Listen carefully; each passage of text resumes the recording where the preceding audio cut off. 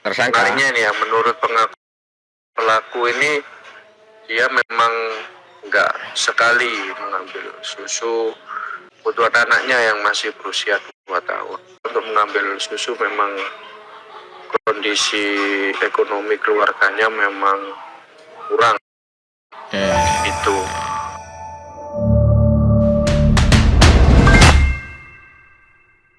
Saya akan menanyakan bagaimana kasus ini kemarin, kemudian juga dilakukan restoratif justice oleh pihak kepolisian dan pelaku dibebaskan. Itu sempat juga polisi pengen memberikan hadiah ya, hadiah susu yang diberikan kepada tersangka. Sebenarnya yang nyuri susu, beliau sudah dibebaskan kan ya sekarang ya? Terima kasih. Ya. Ya, kemarin ini memang Polsek ya, tepatnya Polsek Gading Rejo ini melakukan sebuah rilis yang di situ ada seorang pria yang juga sebagai tukang sapu di wilayah Kota Pasuruan, biasanya di pinggir-pinggir itu. Itu memang memang kedapatan ya, memang sudah terbukti gitu ya sebenarnya ya.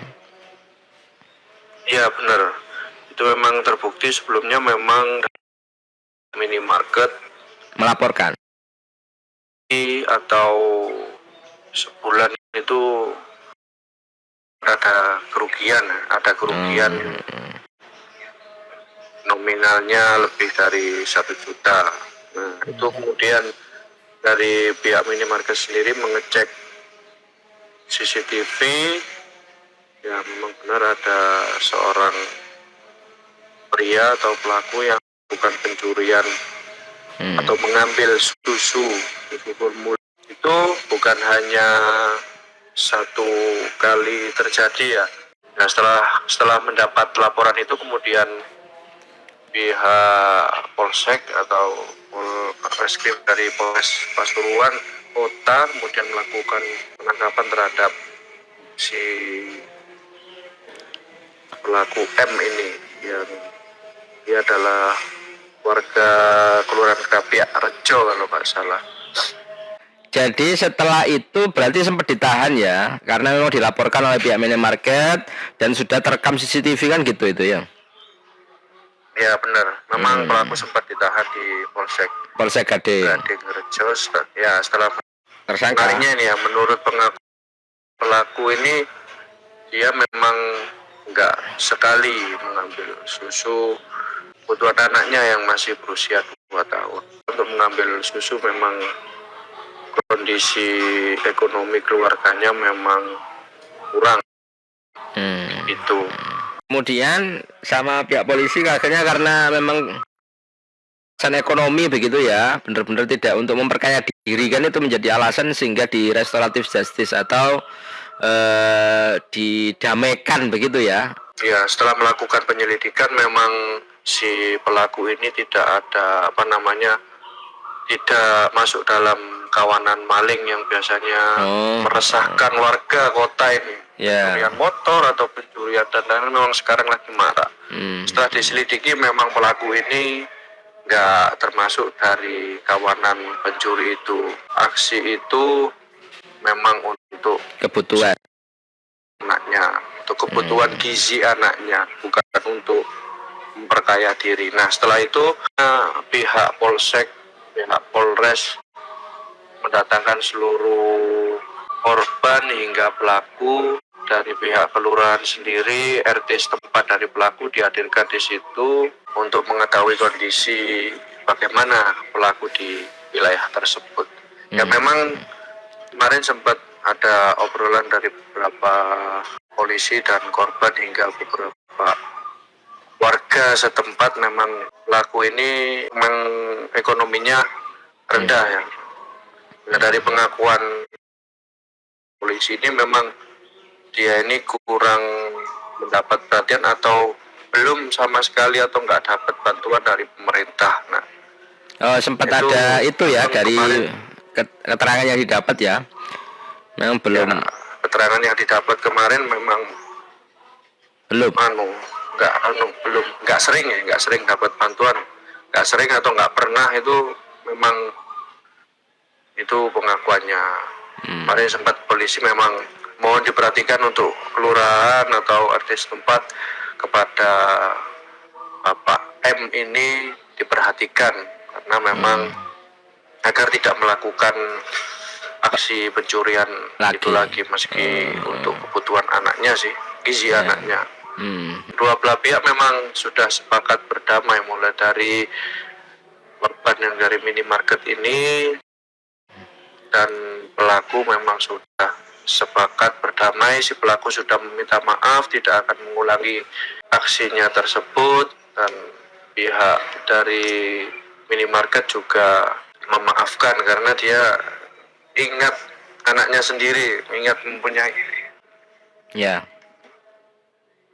anak, ya seperti itu.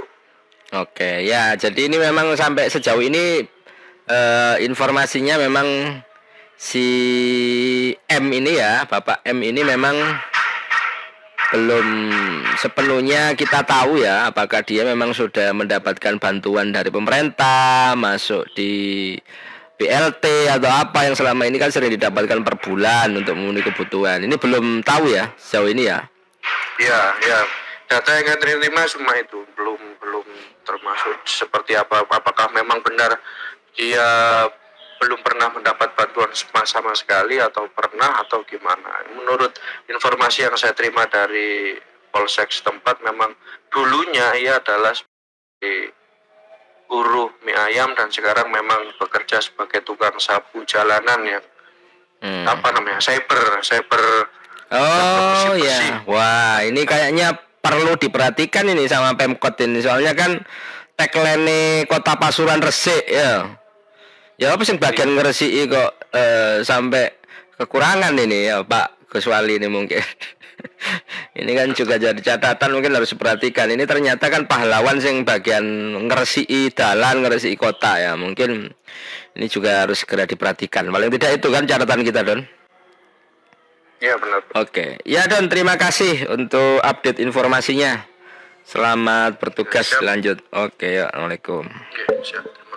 Ya, Bolo Warmo, itu tadi informasi yang bisa kita gali. Mungkin itu kita tidak mengarah kepada profiling bapaknya ya, tapi paling tidak ini adalah satu gambaran juga untuk pemerintah, tetangga, atau lingkungan sekitar untuk lebih peduli. Ini pentingnya kita ini mengingatkan lagi kalau ada saudara kita yang kekurangan kebutuhan belum terpenuhi secara baik. Ini kayaknya harus dijalankan lagi biar kejahatan ini juga gitu. Apa ya? Ya ini siklus kita lah setelah pandemi. Pandemi agak pulih lah sekarang. Mulai harus respect ke lingkungan sekitar sepertinya, dan juga pemerintah jangan sampai salah sasaran. Pak Lurah, Pak Kades, mungkin bantuan ini harus benar-benar tepat sasaran. Yang diperlukan orang-orang yang membutuhkan ini benar-benar. Itu maksud dari informasi ini ya. Seorang penumpang kereta perempuan diduga mendapatkan apa ya, semacam ini ya, memaksa meminta karena mungkin ketok bening. Jadi si cowok ini malah maksa-maksa minta nomor WA. Ini rekaman ini diunggah oleh akun Twitter Saya Ini Ultraman. Wah, ini Ultraman lagi ngehit. Blog golongan Ultraman di grup yang mengunggah ini ya. Pada Senin 1 Agustus 2022 lalu, kejadian terjadi sekitar pukul 15.58. Ini di kereta api KAI Probowangi jurusan Surabaya Banyuwangi. Jadi si cewek ini ngelapor bahwasanya ada penumpang laki-laki yang memaksa minta nomor WA untuk berkenalan. Nah, penumpang wanita tersebut tidak berkenan untuk memberikan nomor WA-nya, sehingga diberikanlah nomor WA palsu. Nah, si laki-laki nggak terima. Ya pas kenalan nggak terima.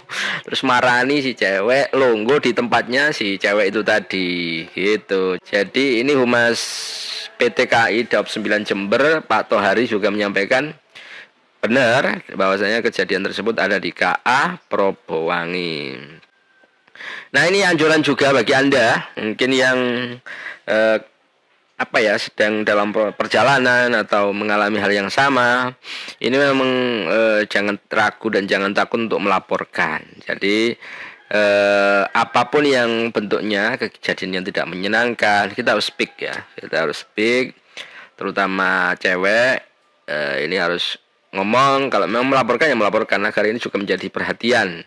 Termasuk juga yang ingin disampaikan oleh Humas Dap 9 PT KAI ini juga begitu. Jadi jika ada yang kurang menyenangkan atau kejadian yang tidak menyenangkan langsung dilaporkan, karena sudah ada petugasnya kan. Apa jenis Walsus ya kalau di kereta ya, ya bener ya. Nah itu akan melakukan tindakan begitu.